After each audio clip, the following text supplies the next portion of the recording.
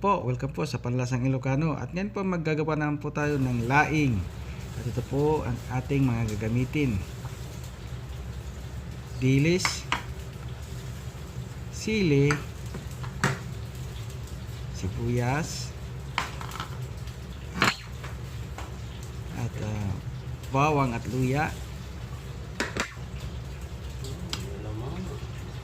bagoong or alamang, at gabi, bunga ng gabi, at pinatuyong dahon ng gabi.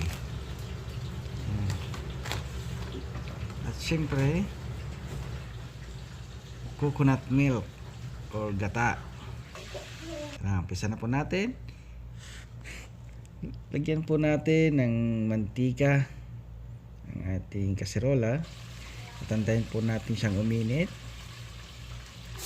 Lagyan na po natin ng bawang. Sunod na po natin ng luya.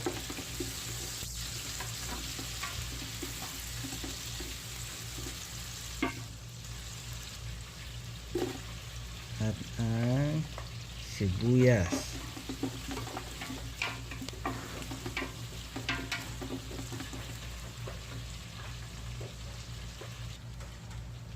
Yan, okay na po.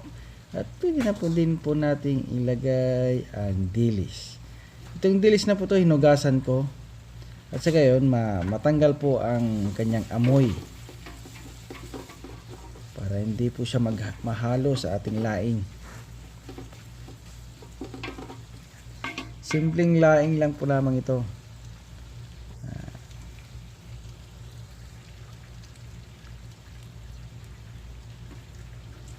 Yan, lagyan na po natin ang ating gata.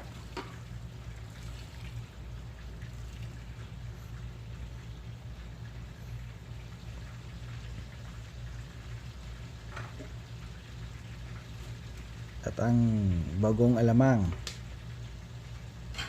Pwede nyo pong dagdagan ng patis or dagdagan nyo pa ng bagoong, kung depende sa inyo kung anong gusto nyo alat ng ating laing. Ayan po natin. Yan. Antayin po natin siyang kumulo-kulo konti.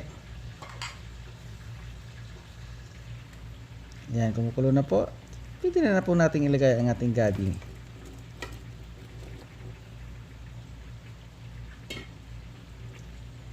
Ayan, pakuluin din po natin siyang konti bago po natin ilagay ang ating laing ay taro leaves or pinatuyong dahon ng gabi. Ayan po. Lagay lang po natin at hindi po natin haluin. Ayan po natin sipsipin niya po ang gata. Saka na po natin siyang haluin. Pag alam po natin na sinipsip niya na po ang gata. Kailangan marami pong gata. Mas maraming gata, mas masarap po.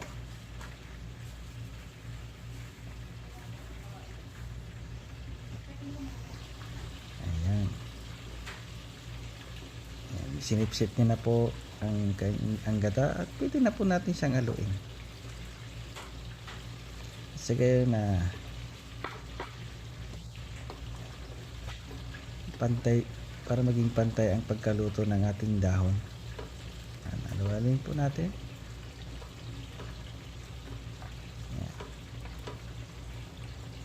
Huwag po masyadong manggigil sa paghalo para hindi po madurog ang ating bunga ng gabi.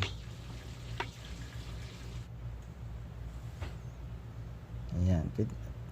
Ito po yung gata na tinira ko kanina.